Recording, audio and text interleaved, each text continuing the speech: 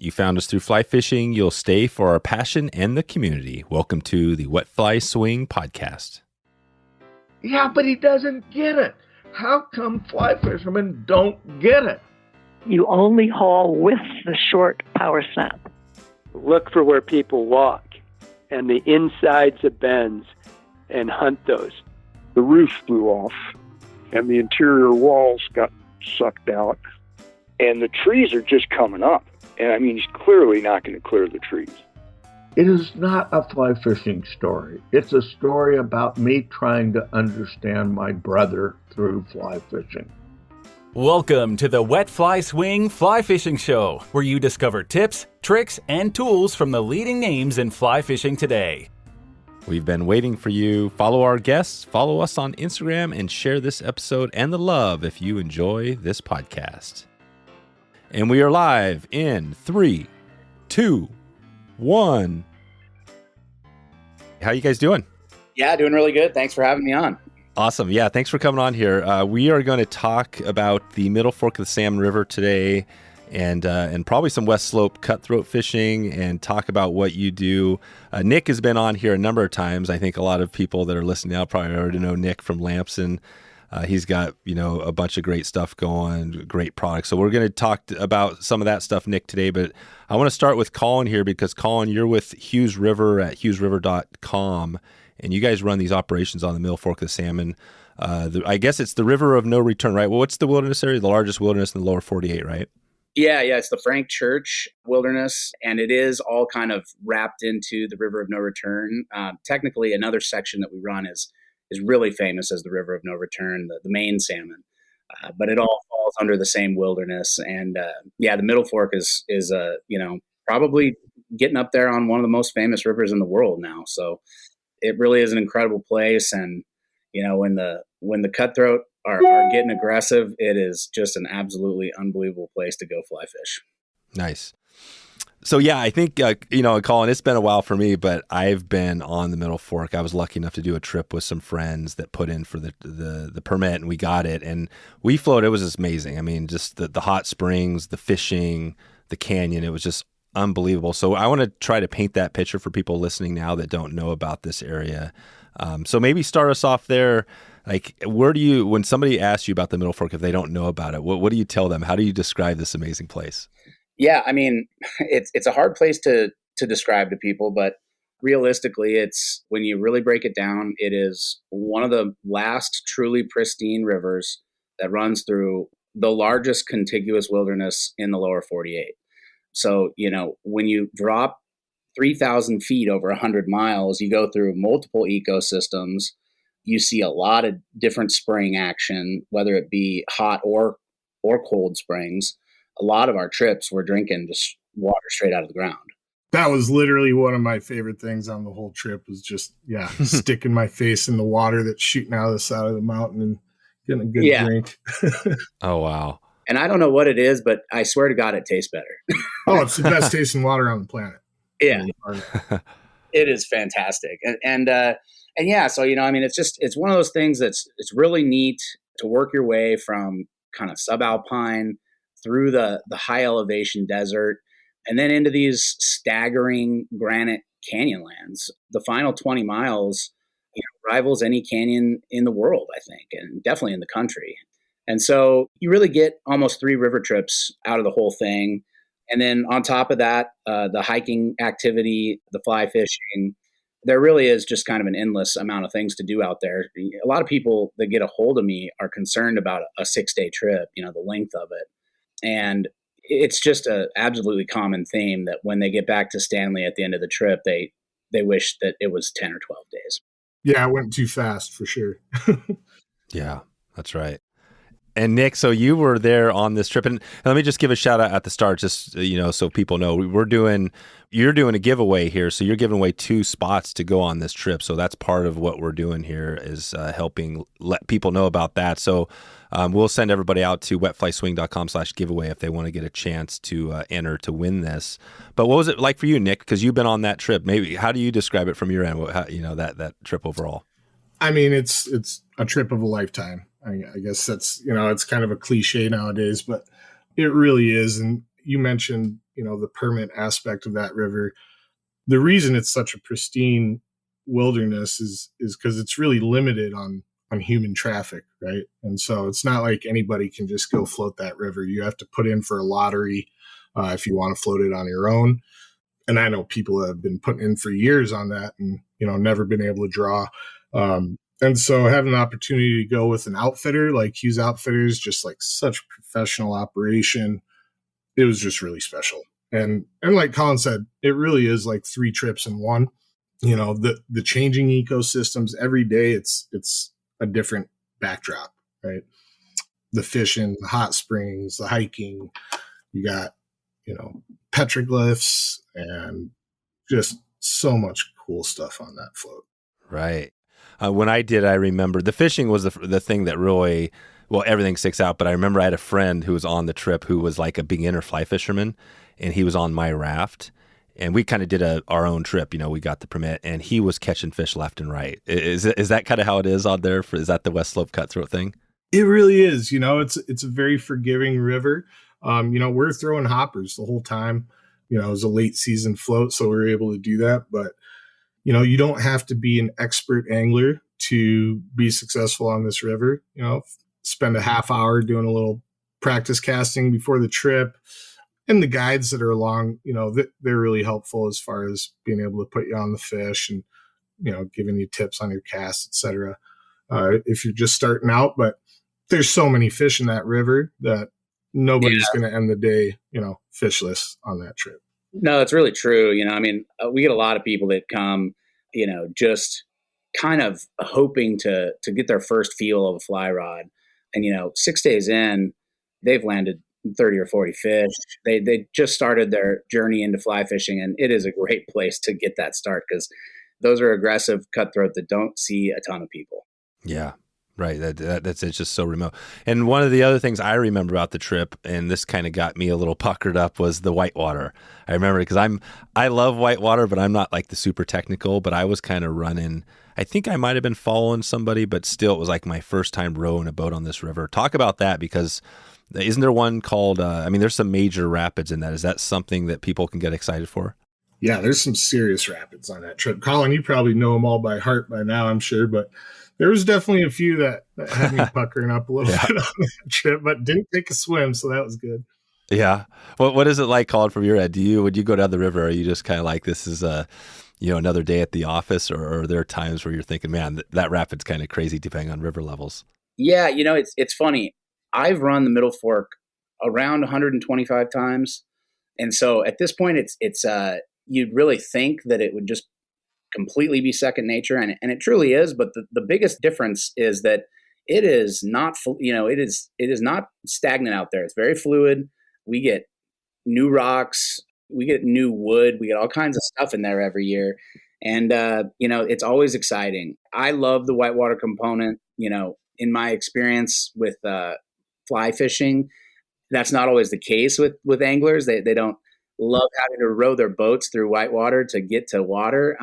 For us, that's a huge part of it. I absolutely love the whitewater, and the Middle Fork has some spectacular whitewater, which is such a cool component. Yeah. And what is one of the big what's one name of a big one? Yeah. So really the whole thing is pretty big, which on a fly fishing trip, like Nick said, you're normally going to be coming in late season. So, the first day is kind of a build up day. And then after that, you run quite a bit, but the Tappan series is really fun. Tappan Falls is a really famous rapid. And then, you run through Impassable Canyon. It's, on and off class 3-4 whitewater for 20 miles. And that whole section through there is really fun, from Vail Falls, which is just a beautiful side hike right at the beginning of the steep part of the canyon. From there, really to the mouth of the main salmon, you're running in and out of fantastic whitewater. Yeah, right. Gosh, that's Tappan Falls. I remember that name on that rapid as well. So when you guys get in there, let's talk about the trip again. It seems like you drive forever in the middle of nowhere. You jump in at the put in. Is it kind of the season-wise timing? Talk about that. If somebody was putting this together, when should they be thinking about going? And then talk about that first day on the water. Yeah, no, for sure. It's fickle up there. The top 25 miles of the river has a variety of reasons why we potentially have to fly and not run it. So, on average, there's probably 5 trips a year that we can run the full 100 miles. And then 7 or 8 trips a year, we fly into mile 25. And that's what we did, right, Colin? We flew into mile 25. Is that where we put in? Right, Nick. Yep. And really most of our real fly fishing centric trips, we do that. And it's kind of for 2 reasons. The fish get really aggressive later in the season and the days start getting shorter. So people don't want to book longer than a 6-day trip. And you get down in there with the shorter days and low water and you're trying to make these huge miles. You don't have time to fish. So it's nice, and it's just kind of that first day, man, it's just, you're getting stuck all the time. It's more fun to fly in. And I almost would say, regardless of whether you end up driving in and doing the top 25 or flying in, I don't know which one's a cooler way to access the backcountry. They're both. I really liked that plane ride. I mean, that was cool. Getting to see that backcountry from a little plane like that was a unique experience for sure. Yeah, I just think it's amazing. I love those planes. Right. So you guys actually fly and take a small little plane there's a landing strip out there somewhere. You drop in, and how's that look? Yeah, that's right. So the landing strip we generally use is a Forest Service strip, and it's right at mile 25 on the river. The river's 100 miles long. So, usually by that time, we're shortening the trip down to 75 miles, but still doing 6 days. And it's a really nice strip. The Forest Service brings in horses with old farm equipment and make sure it's all straightened away in the spring, and they do a really nice job. And that's a plug I'll give on the Middle Fork in general. The Forest Service really manages that river well. That's awesome. Yeah, that's right. So, and that's part of the permit system. Is that where you go through the Forest Service to get your permit or put in for a permit if you're doing it on your own? Yeah. Yep. So we're permitted on the Middle Fork through the Salmon Chalice National Forest, and I work with a lot of agencies, and they've just been great folks to work with. Yeah. Okay. And so I think when we did it, and again, this was a while ago, but yeah, I think we floated that first day. We floated the 100 miles, the whole thing. And I remember it was a bony, the first, whatever it was, day. Yeah, we were pinging around rocks left and right. So that's cool. You guys offer that, the trip in. What else should we know about this trip? It seems like, there's so much, again, like we said at the start, but as far as trying to paint the picture of what this is, you want to talk a little about the fishing? Do you guys want to talk a little more about those West Slopes or anything else you want to shed light on? Yeah, no, for sure. The West Slope fishing is really fun. We kind of get a little glimpse of it in June with a kind of year to year, but oftentimes amazing salmon fly hatch. And if you catch that right, middle to end June can be a really fun time to go up there and just kind of beat the banks with a salmon fly and a dropper. July, every week it picks up more and more. That's kind of why by middle of August through September is our prime season. They just get so aggressive with the low water. And we really, it's pretty much a dry fly fishery. They're so aggressive. People have so much fun, coming from Colorado or Montana or a lot of these places where you're double nymphing all the time. People just have a ton of fun fishing a hopper, like you said, or a purple haze or something, and having these 30, 40 fish days, and that being said, really for the guides, we look pretty good because, if things are sort of slow, you just drop something underneath the hopper and that's about as complicated as we get. Yeah. That's pretty awesome. Yeah. So the fishing isn't hard, and there's bull trout. There's bull trout on the trip too. Yeah. Right. We had one of the guests. She caught her first bull trout ever on that trip. That was really cool. I know she was stoked, and then she caught another one the next day. Oh my gosh.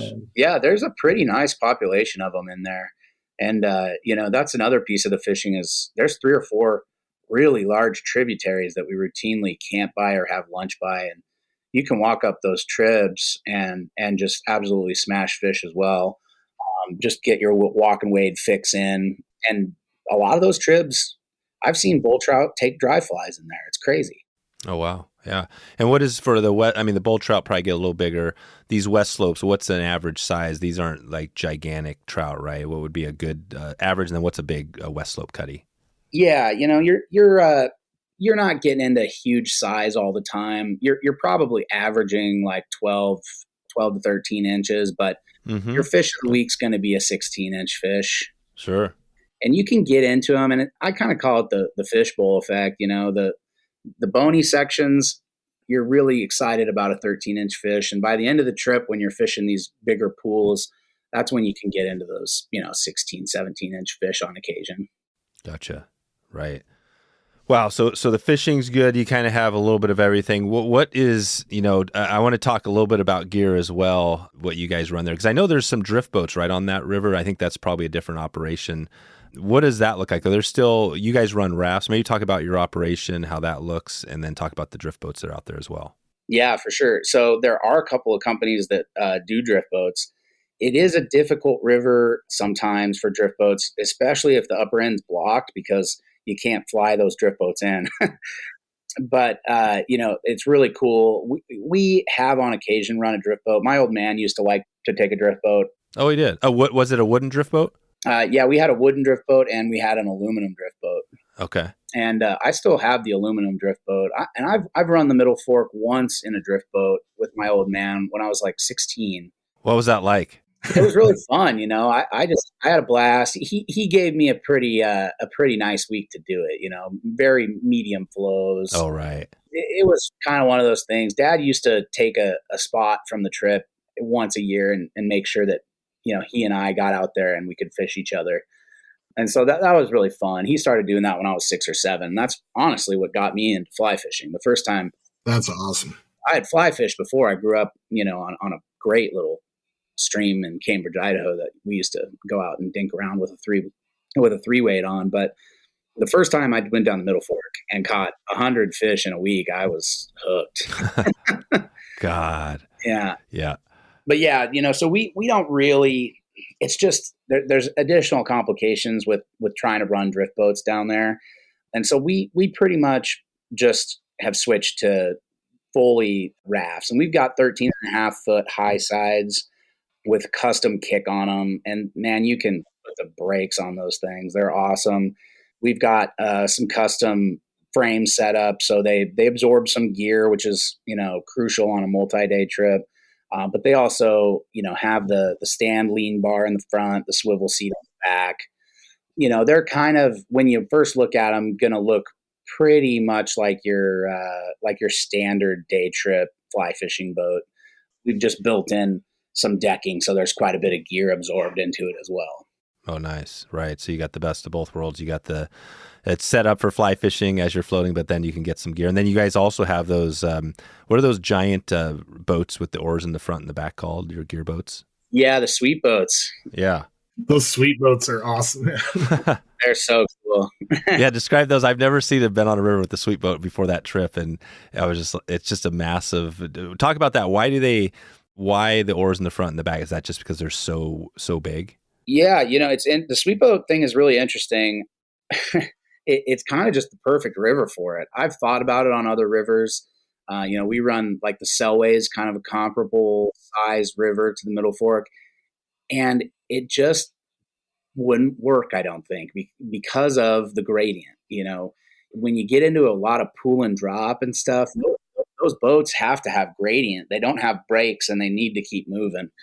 And so the point of the sweeps instead of oars really is just navigating through tight spots. And, it's funny, you look at it and it looks so crazy and it looks just kind of horrifying.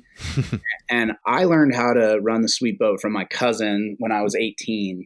And I was so scared, and he didn't really do anything but throw me on there and sit on the front deck and drink beer and not give any advice at all. Nice.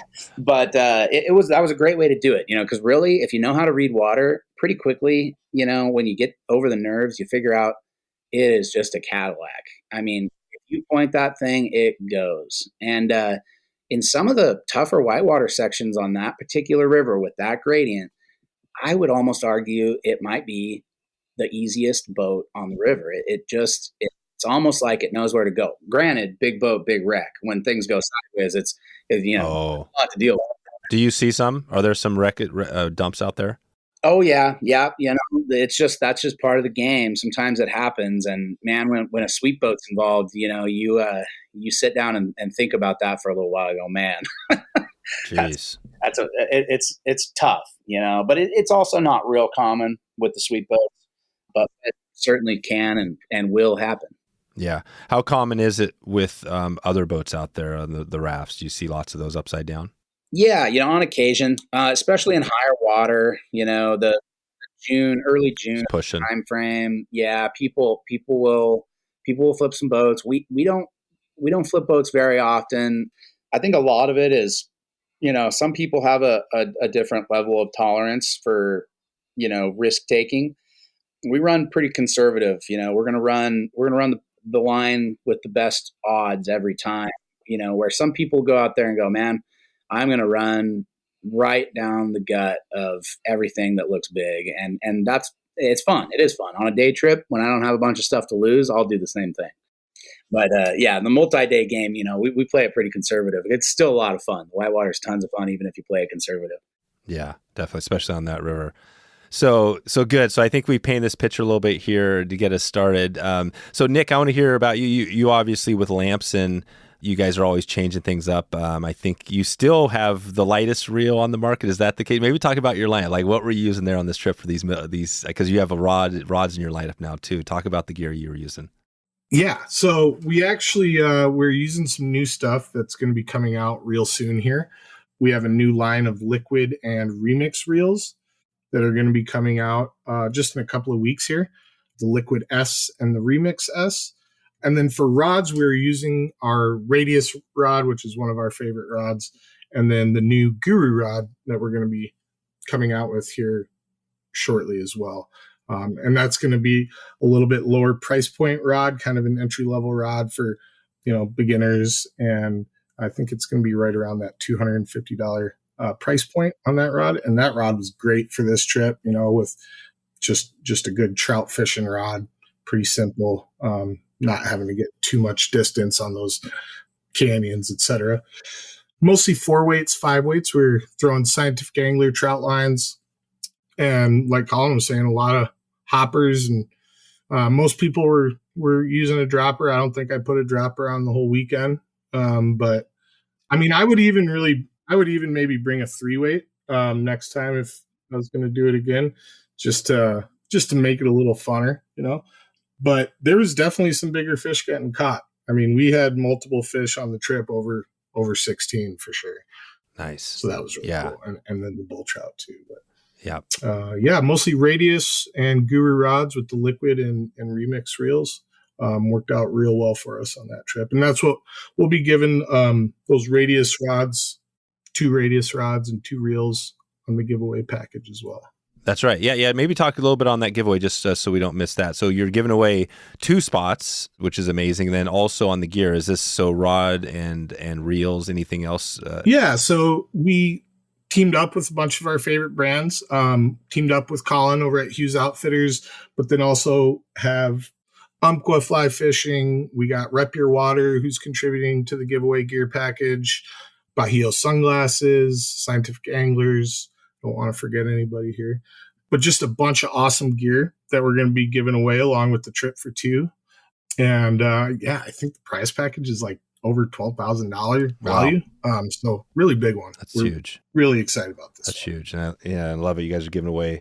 Oh, Whiskey Leatherworks. Oh, okay. Yeah. That was one. They're in there too. They sent along a mixologist kit for the river trip, and they're going to be giving that away in the giveaway, which was awesome. I was making old fashions and Manhattans on the riverside, nice. So I was pretty popular with the group. Gosh, that's so good. Yeah, that's what makes the trip. That's the cool thing about these river trips for those people that haven't done them yet. I think that's it. You get in this zone. It feels like, what does it take you guys to get into that river trip zone? Is it like a day or 2, or you know what I mean? When you're in it and you're like, okay, I could be here another 6 days. How long does it take you, Nick? And how about you, Colin?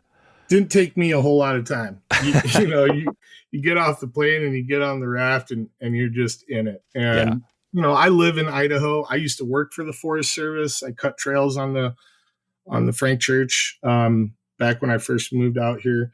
But even, I'm still in awe of these places, and I get to see a lot of places like this, but there really isn't anywhere just like the Frank Church. That's kind of how I describe the area, as just the most pristine wilderness that you'll find in the US, or in the lower 48, I should say. You gotta leave Alaska out of there. But, right. Yeah. Alaska's different. Yep.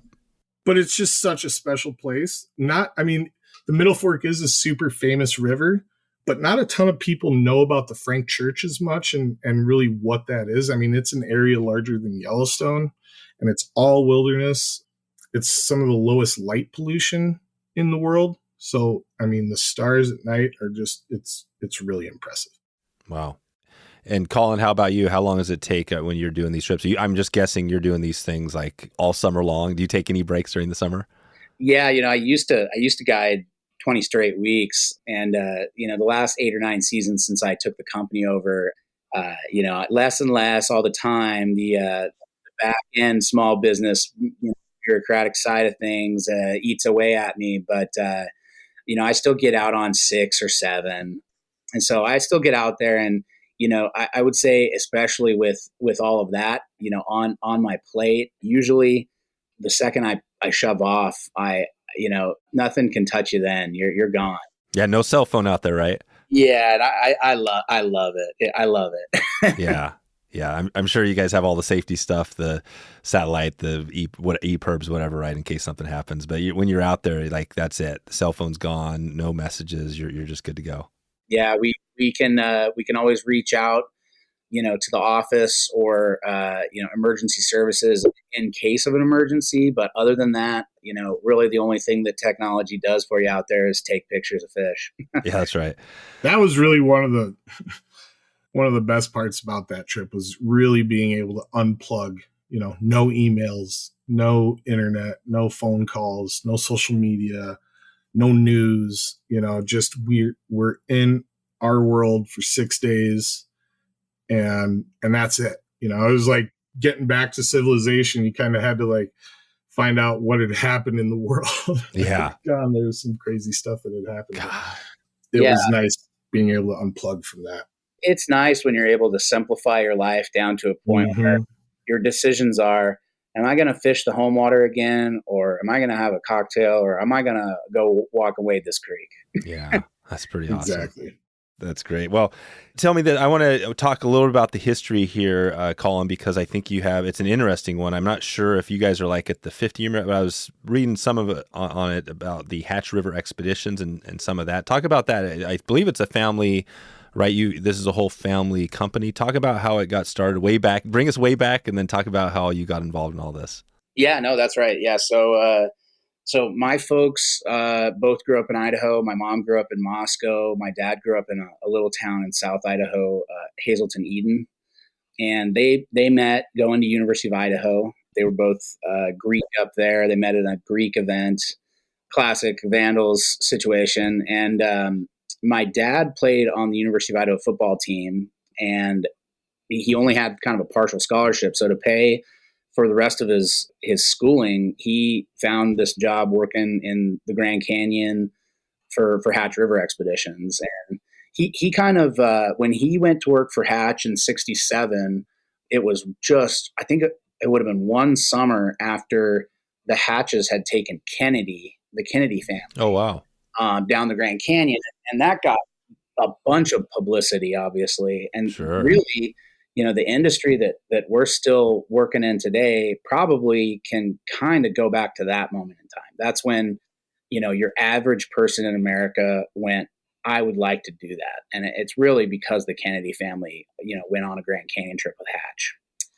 And so because of the explosion of the scene, of people being interested in multi-day river trips for the first time really ever, my dad had a pretty big upper hand because he had been in a Boy Scout troop that was one of the few Boy Scout troops in the country that had been doing multi-day river trips on the Middle Fork and the Main Salmon through his high school years.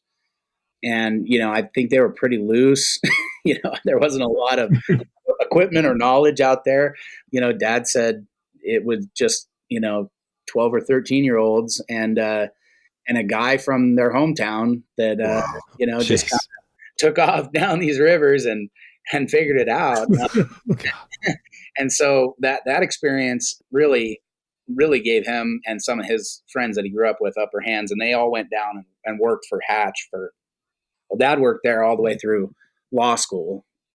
And really, you know, the biggest part of that backstory is my dad's Boy Scout leader was a guy from Twin Falls named Elwood Masoner. And he went on pretty quickly after all of this to be one of the biggest outfitters in Idaho history. And so, you know, it's pretty cool. It's pretty funny. There was 5 or 6 kids out of that Boy Scout troop that were longtime outfitters in Idaho. And so, yeah, Dad worked there for a while. He loved working for the Hatches. He got to work all over. They were an enormous company, you know, Grand Canyon, Deso Gray, Dinosaur, you know, all of these different sections in Utah and Arizona.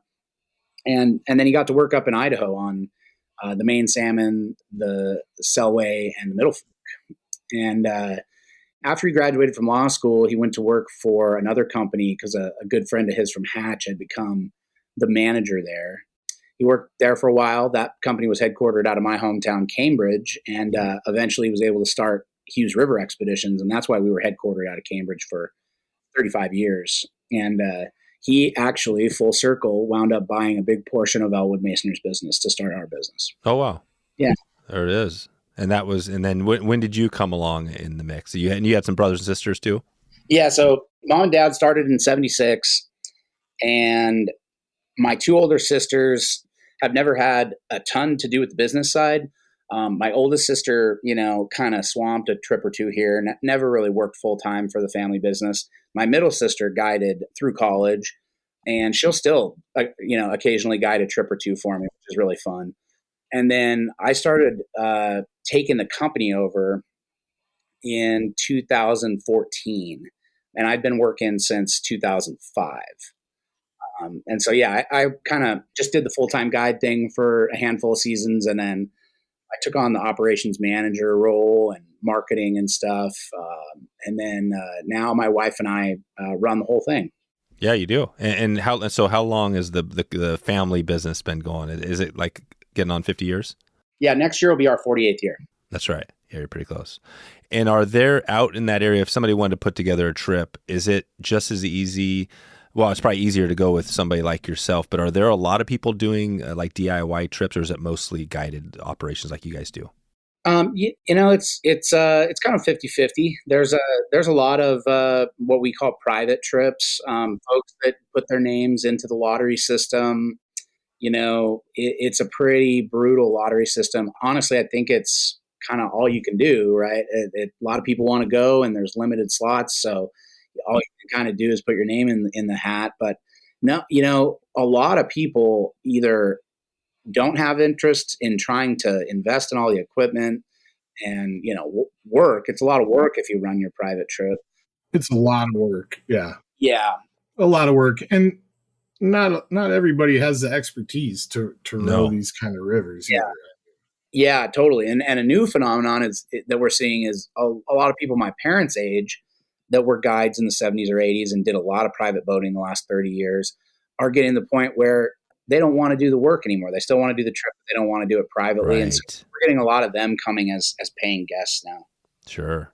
That makes total sense. No, it sounds like an awesome service you guys have there. So you mentioned equipment. I don't want to miss that because I'm kind of an equipment nerd. I know, Nick, you probably are too.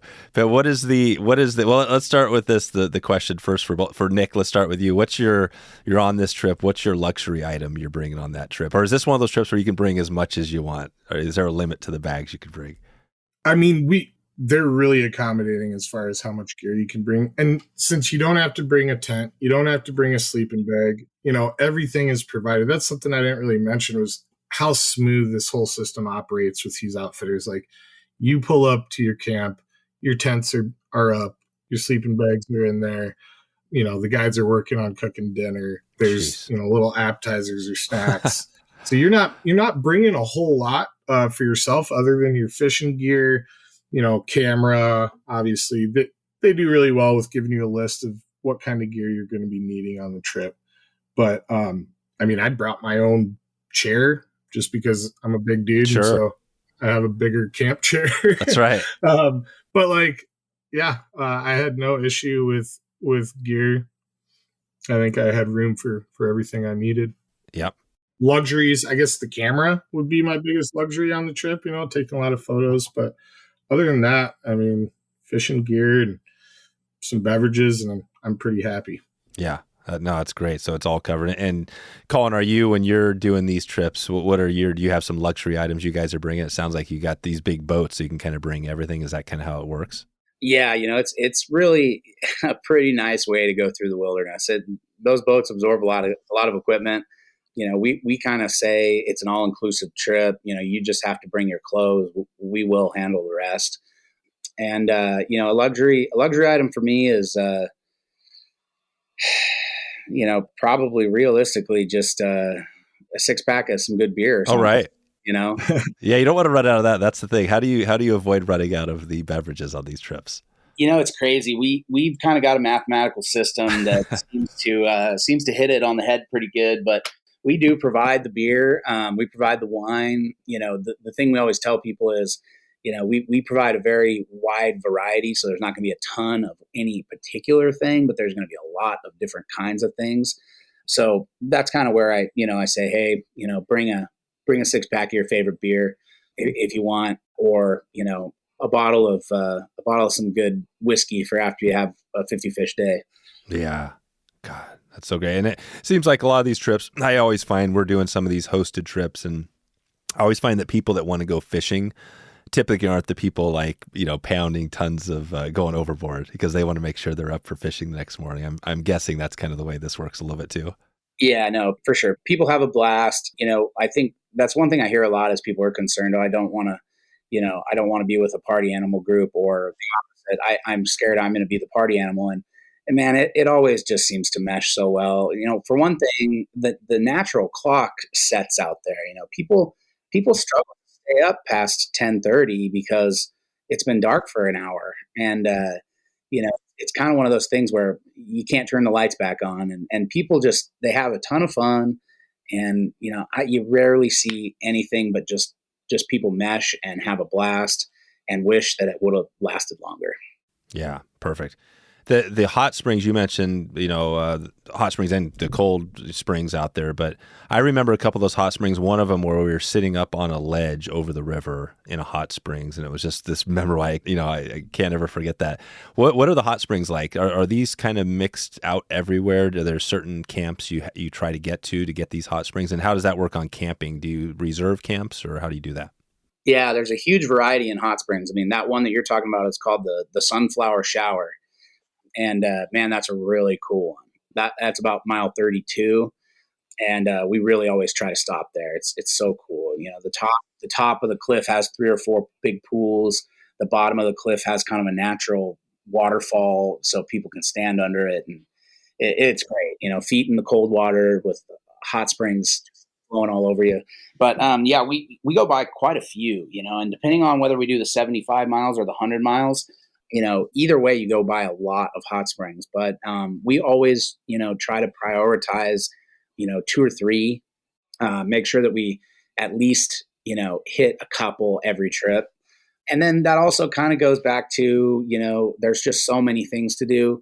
We talk to the guests, and if they're more interested in the Native American history than they are hot springs, man, there's a lot of Native American history as well. So we can stop at heritage sites. We can stop at hot springs. It's really kind of, what the group is most interested in, because you got to choose between things. There's just so many cool things to see. Yeah. Wow. And I thought I saw a photo out there of, do you guys do like a cast and blast too during the parts of the season? Yeah, we do occasionally do cast and blasts. It's kind of year to year. I don't know if we're going to do one in 2024, but man, they're super fun. And this year's trip was just a blast. The group was total hiking fanatics, which is kind of what you got to be to chase Chucker around. Oh, Chucker, right. Yeah, and but yeah, no, they did really well. Because don't you kind of like drop them off in one spot, and then the guides will float down and meet up with them, and they kind of hike down to the next spot while they're shooting birds? Exactly. Yep. There's certain spots where we really like the habitat up a drainage, and you go, okay, let's we'll sit here and wait for you and you'll go up and back. But a lot of the time it's just dropping somebody off and saying, hey, we're going to meet back up with you in the next major drainage. It's about 3 miles. And they show up and they've got a couple chucker and a couple of grouse and hop in the boat and go back to fishing. Wow. That's so cool. Yeah, it's really cool. And then, we have all the food for the trip. So the birds are kind of an additional appetizer. We, try to cook them up a few different ways to just kind of try them out through the week. And it's a lot of fun. Yeah, this sounds like an amazing trip. That would be a fun trip as well. And I'm sure you probably have some big game out there too. Are you seeing any, what other than like deer and things like that? Are there other animals? Are you probably seeing some bears, things like that? Yeah, bears on occasion. We see a lot of Rocky Mountain bighorn. There's a ton of sheep out there. In the early spring, I've seen goats. I've seen elk. Midsummer, those guys are all pretty much, other than the deer and the bighorns, they take to higher ground. They don't like the heat. But, during the spring and the fall, you've got a pretty good chance at seeing, animals moving to and from summer and winter ground. Yeah, we saw sheep. We saw black bear, otters in the river. Yeah, God, the otters are sure fun. Oh, yeah. Those things are awesome. Wow. So this, I guess, as we kind of start to think about wrapping this up, I want to, not miss anything here. So do either you guys want to shed light on anything that we haven't covered here about the trip? And maybe a tip or two for those that are thinking about doing it. I think we'll send them out to the giveaway page. That's one thing. We'll have a link in the show notes. They could check in with you, Colin, if they want to get a trip as well.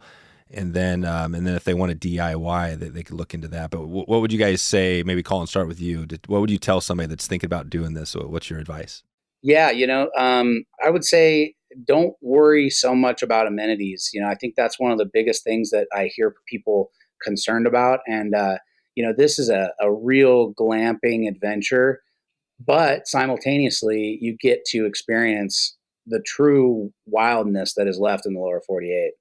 And the other thing is, regardless of the size of your party, we do everything from booking a single person to taking an entire group that charters the entire trip. And so, really don't worry about any of that stuff. Just give us a call. We've got tons of options depending on your interests.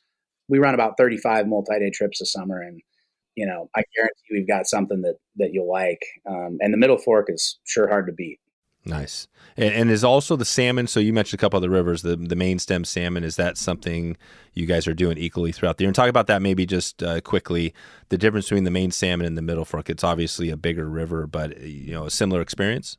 Yeah, no, very similar experience. They both run right through the heart of the central Idaho wilderness area.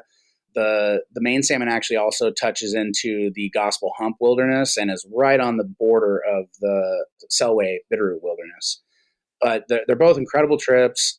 The history on the main might be unparalleled by any river in the West. It's absolutely unbelievable. Going back to the Captain Gulicki days, that was where timber came to mill, from salmon to riggins, which is the namesake for River of No Return. He would actually sell all the timber in his boat and then dismantle his boat and sell that as timber and then catch the train back to salmon. Jeez. And so the boats never returned. Oh, there you go. Yeah, it's a great trip. The Middle Fork is kind of the headwaters. It's skinny. It's gradient, not a lot of pool and drop, a lot of boulder dodgy style of whitewater. The main salmon's kind of more what like families think about when they think of whitewater, kind of big hydraulic waves, warmer water for kids to swim in. The fishing isn't quite as good. It's mostly going to be walk and wade fishing up tributaries, but it's an amazing trip. And, I always say about all the rivers we run, I only operate on rivers I'm passionate about.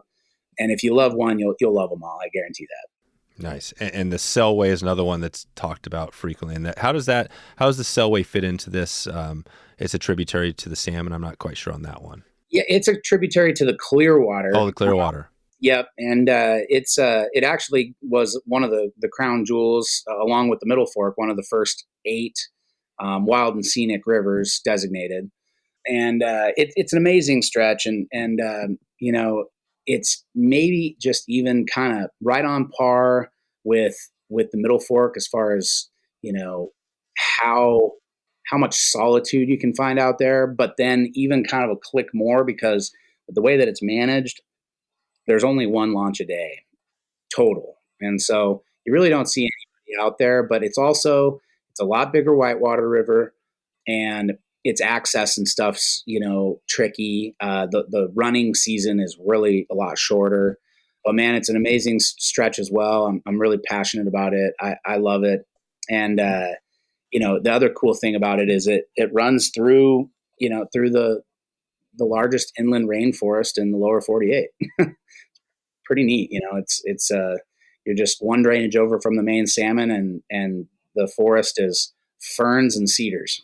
Ferns and cedars. And I'm always struggle a little bit on the geography and all that stuff, but are there steelhead? And Nick, you can talk to this because I want to hear about your steelhead experience too on this other trip. But you had, are there steelhead getting up into this area, or are there barriers?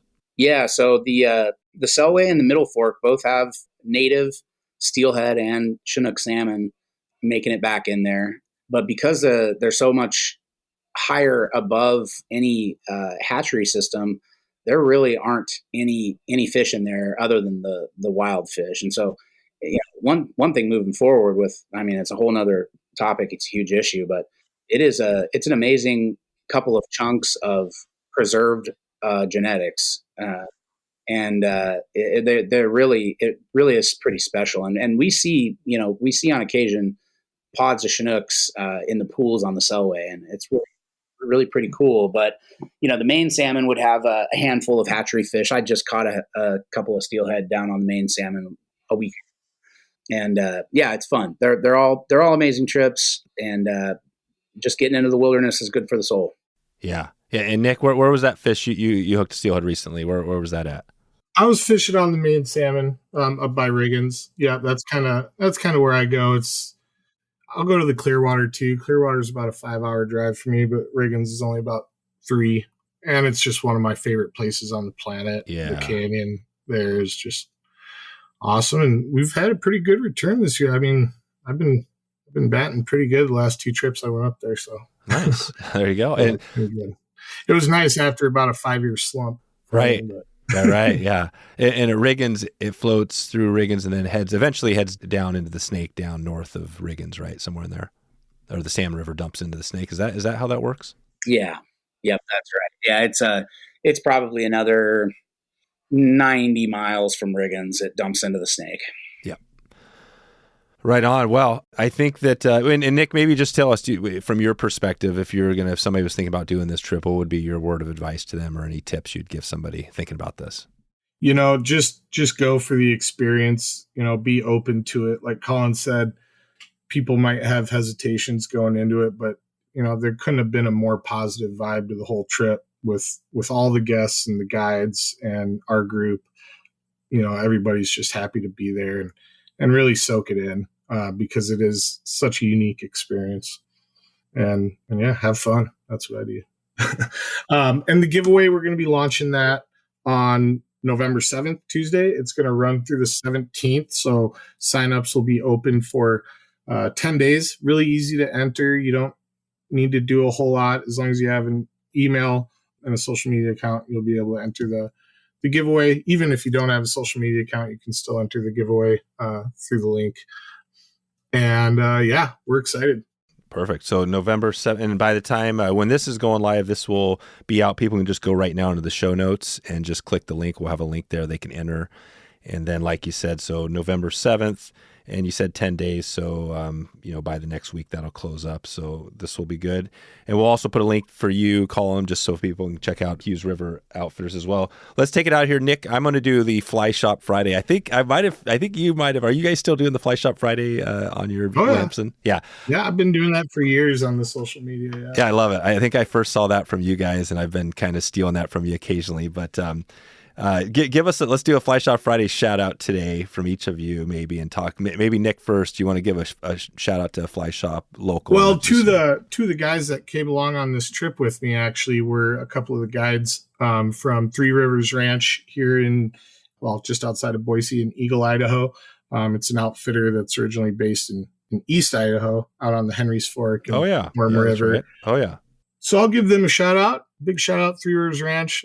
We have so many good shops here in Boise, Anglers and Idaho Angler, but also Hughes Outfitters. I mean, that's the one I'm going to shout out too. Right.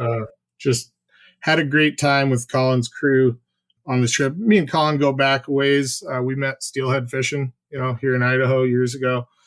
But just wanted to say thanks again, Colin, to you and to your whole crew for working with us on this and helping us put this together. It's just been really cool. Yeah. Yeah, no, I really appreciate it, man. It's so cool that this all came together, and it's been really fun. We met on the banks of the Clearwater some years ago. Mm-hmm. Wow. God, this is amazing. So you guys finally did this amazing trip. So one thing I'm going to leave it off with, I always like to go into the podcast and song a little a question Q&A here. But so Nick, I'm going to leave you with the song, and Colin, I'm going to ask you about podcasts. But let's start with the song. So Nick, on that trip we did up to Alaska, you had this playlist, which I still have on my phone, which is amazing. But talk about that. You're on a road trip going into the Middle Fork, getting ready for it. What song are you playing there? What can we put in the show notes here to listen? Man, on this one, I was listening to a lot of Josh Ritter. He's got a song called Idaho, and I gotta say, it kind of fit this trip just perfect. I love that song. It's yeah, that's a good one. That's what I'll go with. All right, well, and then Colin, are you more a podcast listener or music? What do you have going there? I kind of do both. I definitely listen to more music than I do podcasts, but his Josh Ritter comment segues into a good plug for a podcast that I listen to. And so I'm a pretty huge University of Idaho Vandal, nut job. I follow the athletics a lot. I've got season tickets to the football program up there. Josh Ritter was born and raised in Moscow, Idaho, by the way. And yeah, so I listen to a podcast called Tubs at the Club. It's some cool guys that just kind of keep up on everything University of Idaho. That's a pretty routine one. Other than that, you'll kind of find me listening to Grateful Dead, Dave Matthews. There you go. Billy Strings. Perfect. All right. We got another podcast, a couple more songs. So we'll throw some of this in the show notes, and we'll send everybody out today to a couple places, hughesriver.com, lamsonflyfishing.com, and also we'll have a link to the giveaway, wetflyswing.com/giveaway. We'll get that all, make it real easy for people. And I just want to say, guys, appreciate you for coming in today and giving us a little rundown on the Middle Fork. It's been so long for me. I will never forget the experience. So hopefully I'll be able to get back out there. But I appreciate you guys for giving us the insight. Yeah, thanks so much for having us on. And Nick, thanks so much for doing all this with us. Appreciate both of you. Thank you, Dave. Thanks. That is a wrap. You can grab all of the show notes at wetflyswing.com. And please follow us on Instagram and share this episode out with someone you love.